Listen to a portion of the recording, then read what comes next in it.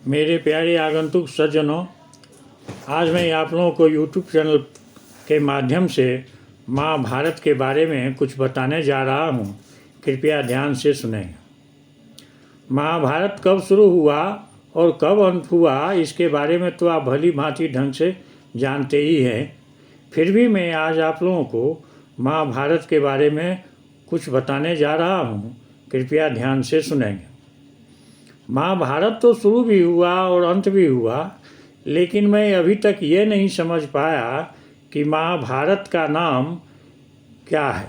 महाभारत का इसके पहले भी कुछ नाम था या नहीं।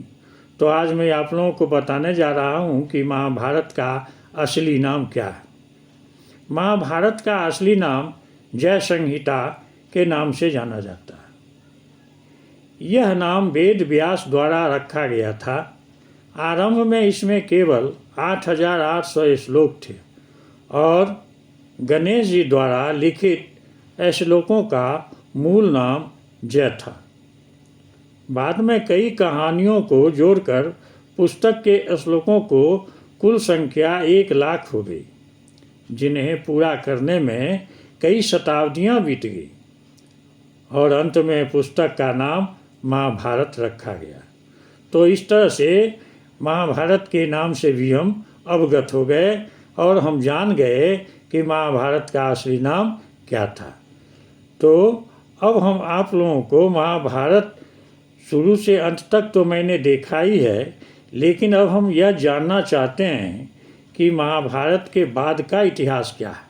महाभारत तो समाप्त हो गया, लेकिन महाभारत समाप्त होने के बाद भी कुछ हुआ या नहीं, उसके इतिहास के बारे में हम जानना चाहते हैं। तो जानकारी के अनुसार महाभारत के बाद हस्तिनापुर पर पांडवों ने 36 वर्षों तक शासन किया। इस बीच गांधारी को सांप अपना असर भी दिखाने लगा और श्री कृष्ण की नगरी द्वारिका में एक अशुभ घटना भी घट गई। वहाँ एक उत्सव के दौरान सभी जदुवंशी आपस में ही लड़ने लगे और आपस में ही सब एक दूसरे का विरोध करने लगे।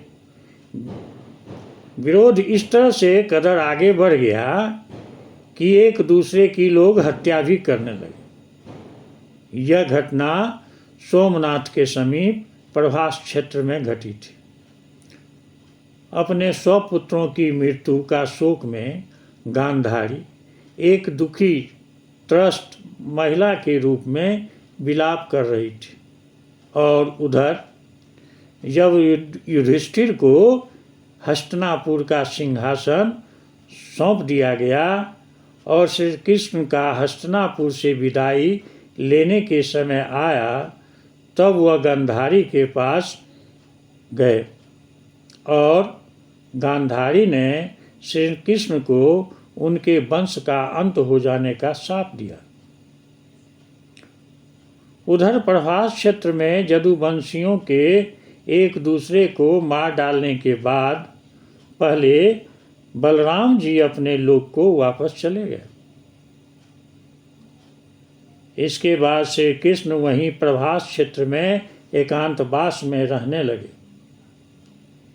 एक दिन वह ध्यानावस्था में एक वृक्ष के नीचे बैठे थे। तभी जरा नाम का एक शिकारी ने गलती से उनके पैर में तीर मार दिया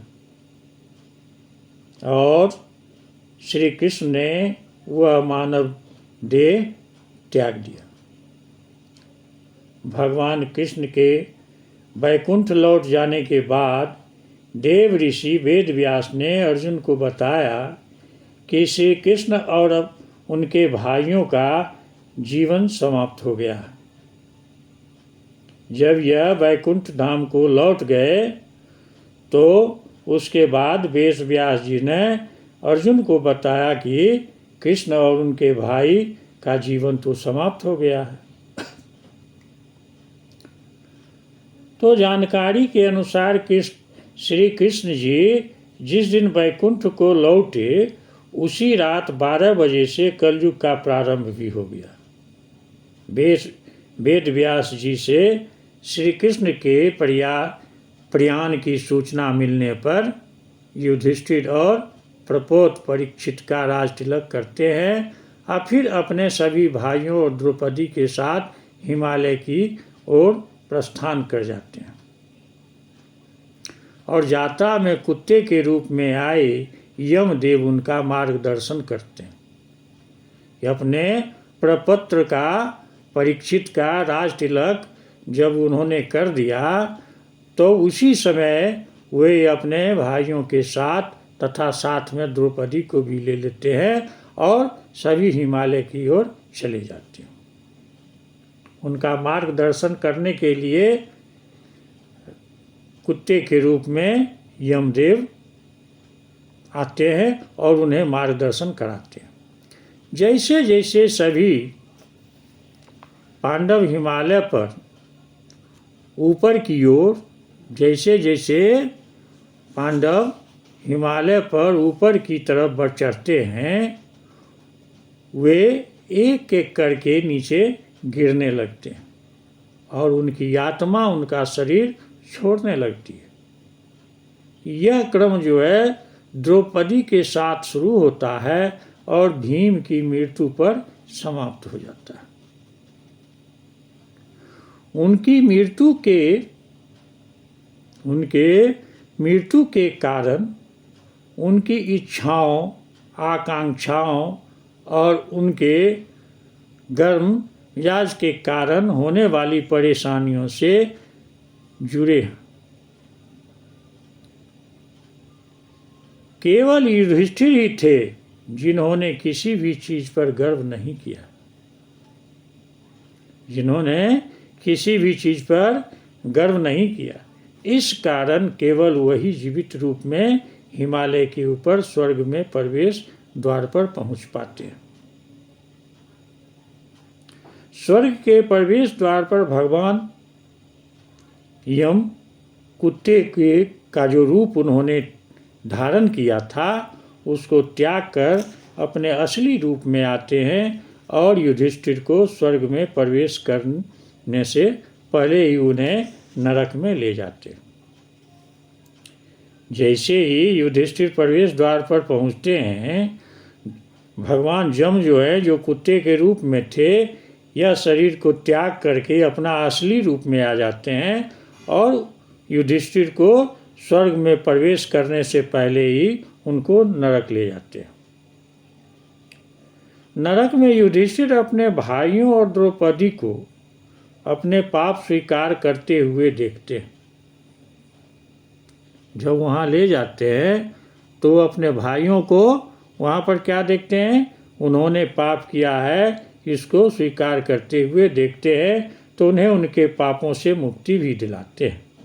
इसके बाद भगवान इंद्र युधिष्ठिर को स्वर्ग ले जाते हैं और उनसे बात भी करते रहते हैं।